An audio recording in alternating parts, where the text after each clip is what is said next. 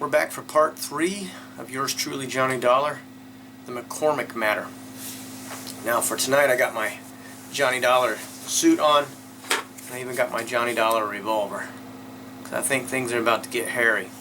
Now if you haven't seen parts 1 and 2 yet, you might want to go watch those videos, and for everybody else, let's catch up with Johnny Dollar and the McCormick Matter, part 3. From Hollywood, it's time now for Bob Bailey as Johnny Dollar. This is Dulles Martin. Lieutenant Martin? Yeah, that's right. I got a message you called while I was out and left this number. Yeah, I want to talk to you about the McCormick case, Lieutenant. McCormick? $100,000 burglary out on Long Island back in 1951. I was the officer in charge. Who are you? Insurance investigator. I got a tip that an ex-convict named Joe Panny might have pulled it. I'm at Panny's hotel.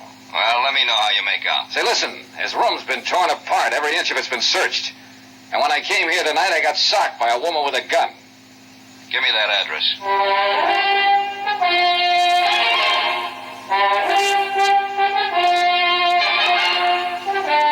Tonight and every weekday night, Bob Bailey in the transcribed adventures of the man with the action-packed expense account, America's fabulous freelance insurance investigator. Yours truly, Johnny Dollar. But for us it's every week, not every night.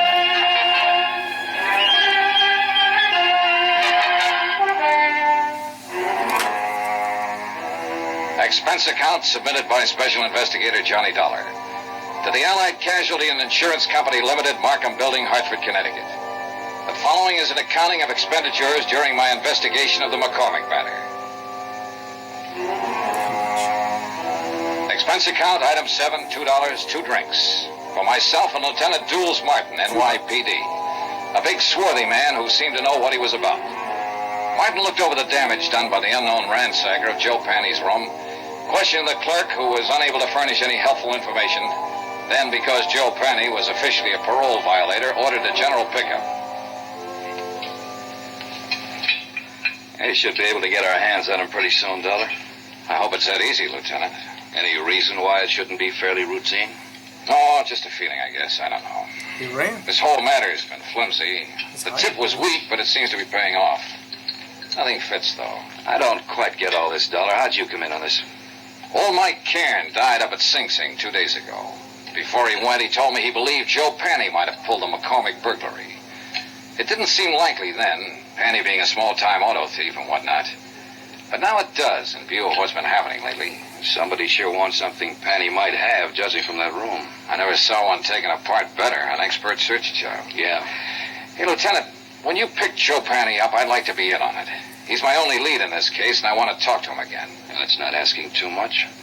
Now, Dollar, about this woman you saw. Pretty, about 30, dark hair, good dresser, wore a silver mink stole.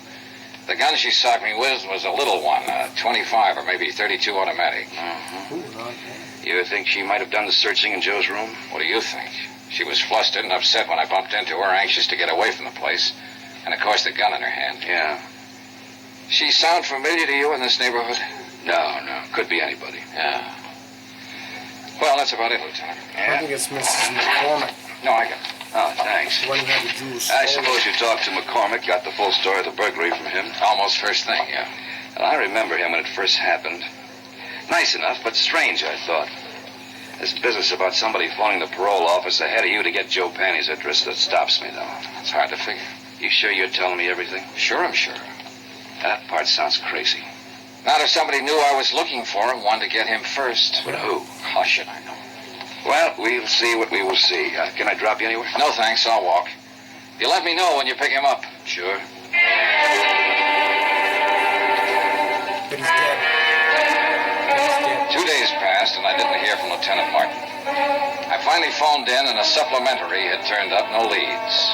Martin had men watching Joe's hotel. His former friends and acquaintances were being checked. Meanwhile, I decided to try and find out who the dark woman in the first stole had been. It seemed pretty obvious that she had just come from Joe's room, that she knew him or was connected with him in some way. So once more, I combed over Joe Panny's file at headquarters, this time looking for a woman's name. The only one mentioned was an ex-wife who had divorced him 6 years before. Her name was Iris Carter. At the Bureau of Vital Statistics, the marriage certificate and record of divorce proceedings gave me a composite picture of an unhappy and turbulent 3-year marriage. It also gave me a general description of Iris Carter that could very well fit the woman I'd seen briefly in the hallway outside Joe Panny's hotel room. There was a 6-year-old address to start on. Eunice? Is that you, Eunice? I said, is that you, Eunice? Yes, it is. No, ma'am, I'm not Eunice. Oh, no, you sure ain't. You seen her? I don't know. I really don't know her. Oh. Well, what do you want? I'd like to talk to the manager. I want some information. What's your name? Johnny Dollar. What kind of information are you looking for? Are you the manager? Yes, sir, I am. Well, I'm trying to locate a woman named Iris Carter. She might have used the name Iris Panny. She was married once to a man named Joe Panny. Lived here about 6 years ago. Were you here then? I was. Did you know her? I did. Did you know him? Yeah. He went to jail. Does she live here now? She don't. Do you have any idea where I can find her? I don't. Well, do you happen to know if she ever Why worked do you want her? Just to talk to her. When did she move out? Oh, long time ago. 5 years, maybe. What's your business? Insurance. Oh. What's up? Oh, nobody around here buys insurance. Well, we don't have to go into that. If you can think of any place I might get a line on her, I'd appreciate it. It seems to me she worked at a bookstore down the street. Down what street? Out there. Block or two down that way. I think she worked there. I don't know. You can try. Thank you, I will. Aye, you polite. You tip your hat. Say, tell me, do you remember what she looked like? Sort of. Yeah. Well, Oh, about as tall as I am. Nice. Pretty girl. blonde or brunette? Dark hair. Almost black. Know any of her friends when she lived here? No. No, I couldn't tell you that. Why? Oh, I might look up one of them and ask her about her, that's all. Yeah, you ask at that bookstore. I think she worked there.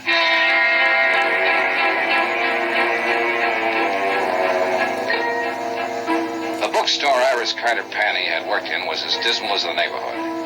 The proprietor, a Mrs. Olds, yielded a little more helpful information than Iris Carter's former landlady. Yes, Iris had worked there for about 6 months. She'd quit almost 5 years before. No, she didn't know where to find her.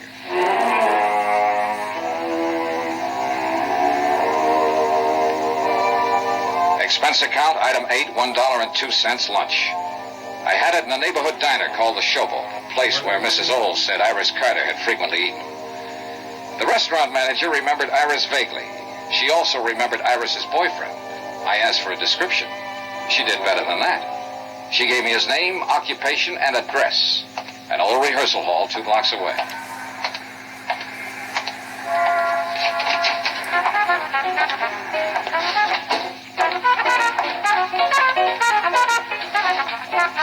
The 5-man combo working there was really putting it up.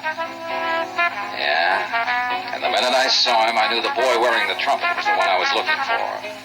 Just good looking and smooth enough to go with a girl Iris Carter sounded like. Smooth trumpet, too. Okay, guys, take 5.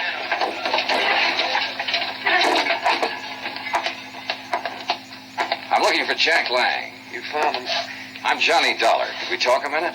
That's about all I got, Mr. Dollar. Want to smoke? No, thanks. Oh, man. Gets real tired out about this time of day. Yeah, I imagine it does. The way you put it.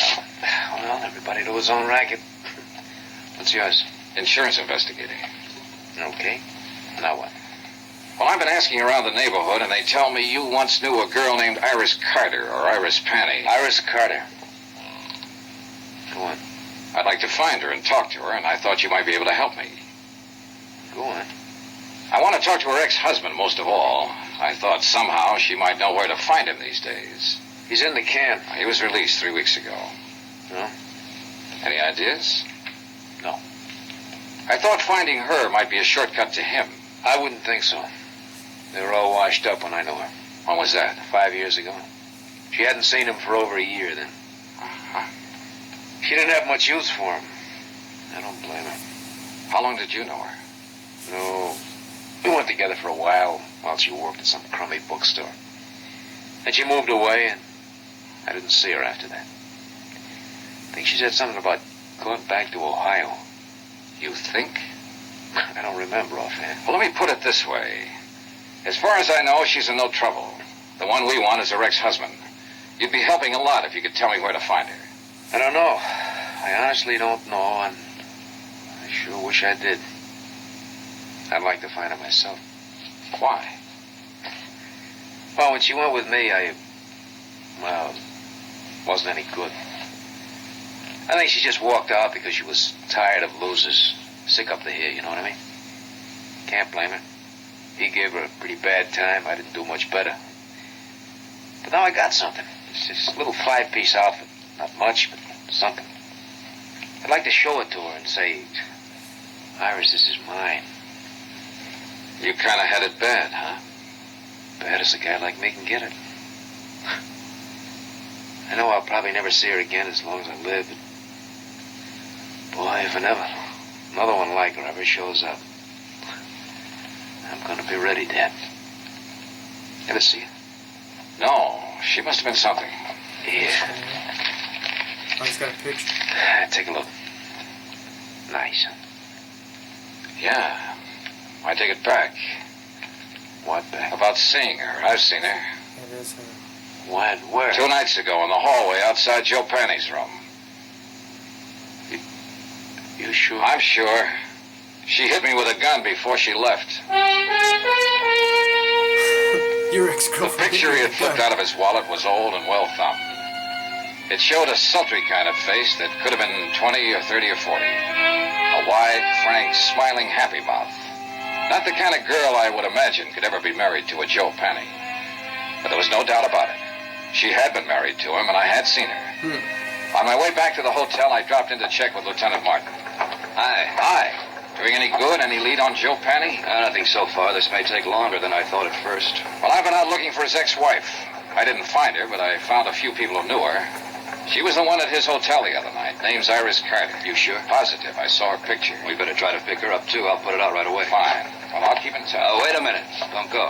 Huh? We had some action here today. Sit down. Thanks. Julian McCormick called up, reported you. He said you came out there bothering him a couple days ago. He said he doesn't want to be bothered. Well, I only talked to him to get his story on the burglary. Well, I told him as long as you didn't break the law, there was nothing we could do to stop you from investigating. But he didn't like it. He seemed perfectly willing to cooperate with me when I talked to him before. Yeah, well, sometime these rich... Excuse me. Martin here. That's right. Well, how long ago?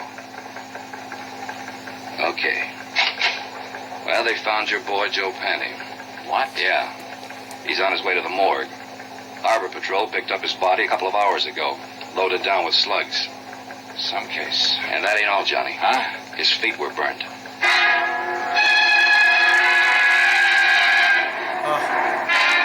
trying to get info out of him first.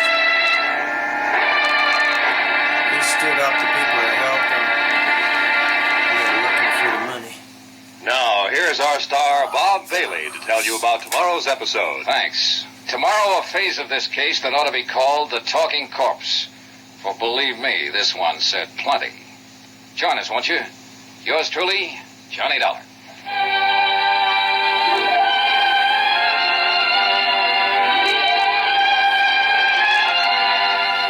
All right, well, like I said, not tomorrow night for us, next weekend for us, so take it easy and we'll catch you later.